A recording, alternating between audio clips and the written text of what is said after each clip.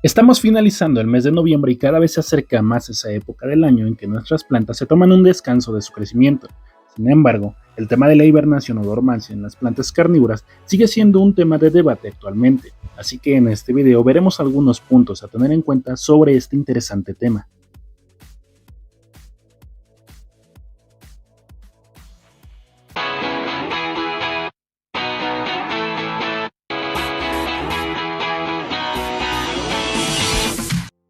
Bienvenidos a un nuevo video de Carnifans. Si vives en el hemisferio norte del planeta, el invierno está cada vez más cerca y las temperaturas comienzan a descender.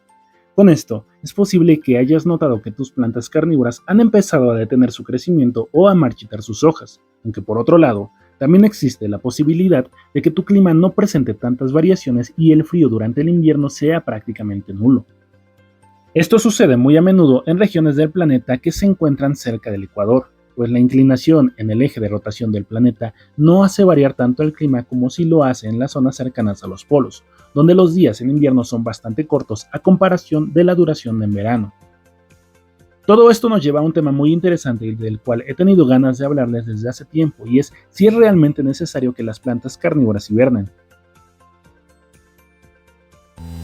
Antes de entrar en el tema, vamos a aclarar que sabemos que el término hibernación no es del todo correcto para las plantas, ya que lo más acertado es llamarle dormancia o latencia a este periodo de inactividad de las plantas que se toman en ciertas temporadas. Sin embargo, como este es un canal que va orientado a personas que no conocen mucho del tema y cuyo término hibernación es más familiar para la mayoría, usaremos por igual estas palabras para que les sea más sencillo de asimilar. Aclarado esto, debemos entender qué es la hibernación y por qué se produce.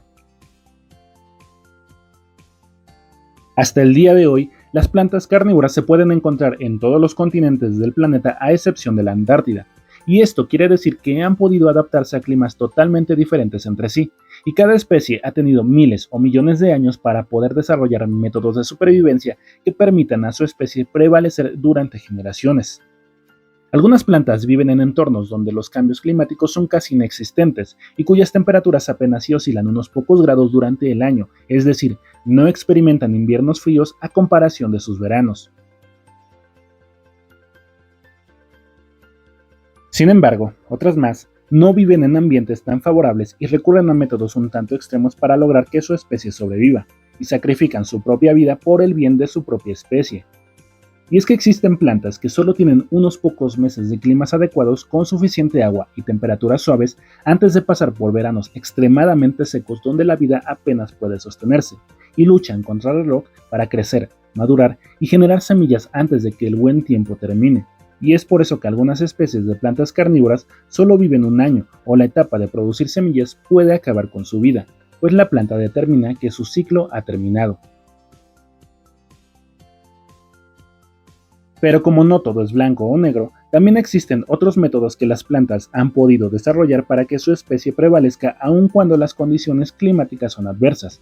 Y es que algunas plantas no mueren durante las estaciones frías o secas, y en su lugar detienen su crecimiento para ahorrar energías que son vitales para sobrevivir durante estos meses poco favorables. Durante el invierno, plantas como las dionaeas o sarracenias se enfrentan a temperaturas cercanas o inferiores a los 0 grados centígrados. Pero no solo eso, sino que las precipitaciones son prácticamente nulas y los días duran menos en esta temporada, ya que habitan en zonas cercanas a los polos, y esto mismo provoca que no haya tantos insectos de los que puedan alimentarse. Estas condiciones hacen que generar hojas carnívoras represente un gasto innecesario de energía, pues no obtendrán suficiente luz del ambiente ni tampoco fertilizante de los insectos que puedan cazar. Así que tras años de evolución, las plantas han desarrollado una estrategia para sobrevivir hasta la primavera. Llegado el invierno con todas las condiciones antes mencionadas, las plantas detienen su crecimiento y no conforme con eso, comienzan a secar muchas de sus hojas, para finalmente enfocarse en mantener vivo el corazón de la planta, su rizoma. Las dionaeas incluso pueden enterrar ligeramente el rizoma ya que esto las mantiene protegidas de las bajas temperaturas, y en el caso de las sarracenias, las capas de nieve que llegan a taparlas les ayudan a aislarlas de las heladas a las que se llegan a enfrentar. Así que la hibernación es una estrategia a la que recurren este tipo de plantas para no morir durante el invierno. Pero aquí viene lo interesante, y es que estas plantas se han vuelto tan populares que han comenzado a cultivarse en todo el mundo, y no en todos lados podemos darle las mismas condiciones que tendrían en su hábitat natural. Existen casos en los que no contamos con un lugar soleado en nuestra casa y debemos cultivar en interior con lámparas de cultivo y con condiciones controladas. Muchos cultivadores europeos recurren a esta técnica, ya que habitan en zonas donde los días son mayormente nublados todo el año y no reciben tanta iluminación como otras regiones del planeta. Así que para ellos es mejor cultivar en interior bajo condiciones controladas. Otros más habitan en zonas más ecuatoriales o tropicales, regiones en las que a pesar de tener buena iluminación no experimentan bajas temperaturas, cosa que contrasta sobre todo en invierno para las plantas norteamericanas. Entonces, ¿qué pasa con las plantas que naturalmente entran en dormancia cuando son cultivadas así? La respuesta no es tan sencilla de determinar, al menos no en plantas como sarracenias, de las que hablaremos más adelante. Para las dionaeas, pude consultar la página de la Sociedad Internacional de Plantas Carnívoras donde hablan sobre su experiencia con el cultivo de interiores de este género, y existen muchos cultivadores que han mantenido a estas plantas en condiciones estables todo el año por más de 10 años. Y lo más impresionante es que en ningún momento han dejado hibernar a sus plantas, cosa que no ha deteriorado su crecimiento, y lo único que recomiendan es que la planta tenga suficiente espacio en su maceta, y si ésta llega a generar múltiples puntos de crecimiento, lo ideal es dividirla para que las raíces no se amontonen.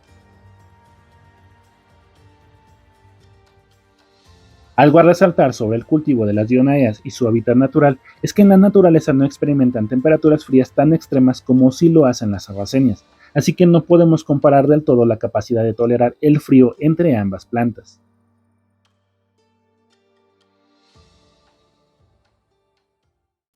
Ahora veamos qué pasa con las sarracenias, y es que a pesar de vivir en entornos similares, estas plantas sí llegan a experimentar nevadas sobre ellas, que, como ya mencionamos, las capas de nieve llegan a ser favorables ya que éstas aíslan del frío extremo que hay en el exterior.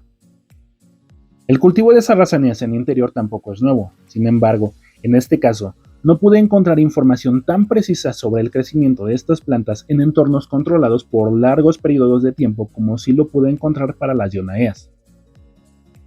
Es cierto que muchos cultivan estas plantas en interior, pero solo durante sus primeros años de vida, y esto sí lo he podido experimentar, pues he tenido sarracenias que no han pasado por una etapa de letargo invernal, pero siempre han sido sarracenias con 2 o 3 años de vida por mucho. Hasta ahora, no he podido ver a alguien que mantenga un cultivo de estas plantas en su etapa adulta sin que experimenten una etapa de dormancia. Y es que, como lo mencioné antes, los cultivadores de sarracenias en indoor que he visto en su mayoría son europeos, y sus cultivos siempre son de plantas juveniles, pero en algún momento han tenido que permitir que sus plantas hibernen de forma natural, pues su clima se los permite. Y es que es difícil imaginar cultivar sarracenias en indoor cuando éstas alcanzan su etapa adulta, pues recordemos que muchas de estas plantas pueden alcanzar o superar el metro de altura, así que esto haría más difícil tener lámparas de cultivo que brinden la luz adecuada tanto en la parte superior como en la inferior y extremos de la planta, pues se necesitarían múltiples lámparas o espejos para brindar la luz adecuada en todas direcciones. Quienes cultivan en interior en países donde se recurre a esto por días nublados más que por otra razón, tienen la opción de que sus plantas sí puedan pasar por una etapa de dormancia una vez que sus plantas sean adultas, pero existen otros casos en los que es difícil determinar qué sucede a largo plazo con estas plantas. Estamos hablando de países centroamericanos donde la temperatura no desciende en invierno y sus días duran casi lo mismo en todas las estaciones del año. En este caso, los cultivadores no necesitan recurrir al indoor, ya que durante todo el año tienen condiciones para crecer a sus plantas. Pero ¿qué pasa cuando la planta ha alcanzado una etapa adulta y aún no ha pasado por un periodo de descanso? Es cierto que existen muchos productores como en Holanda, donde mantienen a sus plantas en condiciones estables todo el año. Sin embargo, muchas de estas plantas son exportadas año con año, y es difícil encontrar un ejemplar que haya estado una década en constante crecimiento, como si pueden encontrarse ejemplos de Venus atrapamoscas.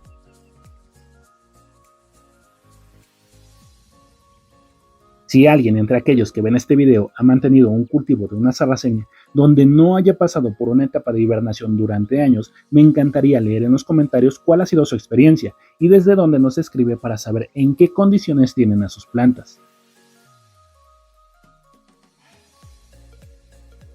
Este video, más que para desmentir el mito, fue para no obviar tanto una respuesta que depende mucho de las condiciones de cultivo, pues reiteramos que no tenemos la verdad absoluta sobre el cultivo de estas plantas y seguimos aprendiendo. Así que los invito a debatir sobre este tema y compartir con la comunidad su experiencia con el cultivo de estas plantas y si han podido omitir esta etapa de letargo. Y eso ha sido todo por el video de hoy. Espero que les haya gustado y los invito a contarnos su experiencia con estas plantas y la hibernación. Si el video te gustó, te invito a dejar tu pulgar arriba antes de irte y si no te has suscrito, te invito a hacerlo para ser de los primeros en ver nuestros nuevos videos. Eso sí, asegúrate de activar la campanita para recibir todas nuestras notificaciones. Antes de irme, quisiera enviarles saludos a Miguel Mantis Ajolotiux, a El Pana Juan 178, a Pana Chimps, a Verónica y Gonzalo, a Carnivoritas, a M42 y a Rosalba González. Les agradezco mucho por ver y comentar nuestros videos. Por ahora me despido, no sin antes desearles un excelente cultivo. Nos vemos en el siguiente video. Hasta luego.